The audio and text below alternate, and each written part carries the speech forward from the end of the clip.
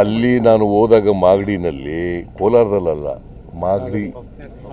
ಮಾಗಡಿನಲ್ಲಿ ಭಾಳ ಜನ ಮಿನಿಸ್ಟ್ರಿಗಳು, MLAಗಳು, ರೈತರು ಮತ್ತು ಮಿಲ್ಕ್ ಯೂನಿಯನ್ನವರು, ಬೆಂಗಳೂರು ಮಿಲ್ಕ್ ಯೂನಿಯನ್ನವರು ಒತ್ತಾಯ ಮಾಡಿದ್ರು. ನಮಗೆ ಬೇರೆ ರಾಜ್ಯಗಳಿಗಿಂತ ಭಾಳ ಕಡಿಮೆ ಇದೆ ಕರ್ನಾಟಕದಲ್ಲಿ ಮಾರಾಟದ ಬೆಲೆ ಮತ್ತು ಕೊಂಡ್ಕೊಳ್ತಕ್ಕಂಥ ಬೆಲೆ. ನಮಗೆ ಹೆಚ್ಚು ಕೊಡಬೇಕು, ರೈತರಿಗೆ ಭಾಳ ಕಷ್ಟ ಆಗಿದೆ. ರೈತರಿಗೆ ಇವತ್ತು ಜಾನುವಾರುಗಳು ಉಪಯೋಗಿಸ್ತಕ್ಕಂಥ ಆಹಾರ ಪದಾರ್ಥಗಳು, ಹಸುಗಳಿರ್ಬೋದು, ಎಮ್ಮೆಗಳಿರ್ಬೋದು, ಉಪಯೋಗಿಸ್ತಕ್ಕಂಥ ಹಿಂಡಿ, ಬೂಸ ಇವೆಲ್ಲ ಜಾಸ್ತಿ ಆಗಿದೆ, ಫೀಡೆಲ್ಲ ಜಾಸ್ತಿ ಆಗಿದೆ. ಅದಕ್ಕೋಸ್ಕರ ಜಾಸ್ತಿ ಮಾಡಿ ಅಂತ ಕೇಳಿದ್ರು. ನಾವು ಒಂದು ವೇಳೆ ಕ್ಯಾಬಿನೆಟ್ನಲ್ಲಿ ಚರ್ಚೆ ಮಾಡಿ ತೀರ್ಮಾನ ಮಾಡ್ತೀವಿ. ಒಂದು ವೇಳೆ ಜಾಸ್ತಿ ಮಾಡಿದ್ರೆ ಅದನ್ನು ಸಂಪೂರ್ಣವಾಗಿ ರೈತರು ಕೊಡಬೇಕು ಅಂತ ಹೇಳಿ.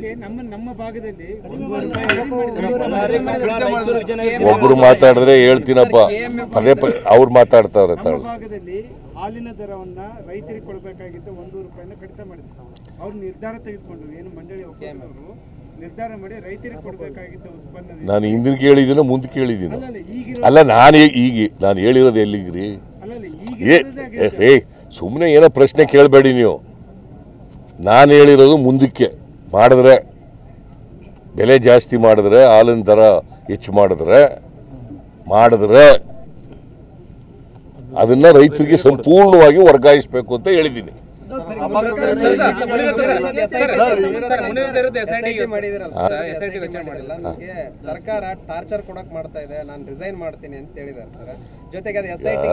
ನಮಗೆ ನಾವು ದ್ವೇಷದ ರಾಜಕಾರಣ ಮಾಡಲ್ಲ ಯಾರ ಮೇಲೂ.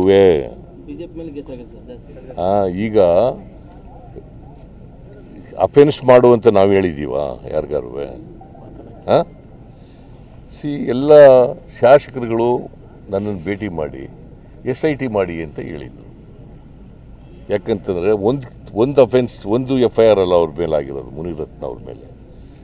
ಒಂದು ಎಕ್ಸ್ಟಾರ್ಷನ್ಗಾಗಿದೆ, ಎರಡನೇದು PCR ಆ್ಯಕ್ಟ್ನಲ್ಲಾಗಿದೆ, ಮೂರನೇದು ರೇಪ್ ಕೇಸ್ಗಾಗಿದೆ. ಏನು ಮಾಡ್ಬೇಕು ಹೇಳಿ ನೋಡೋಣ, ನೀವೇ ಹೇಳ್ರಿ.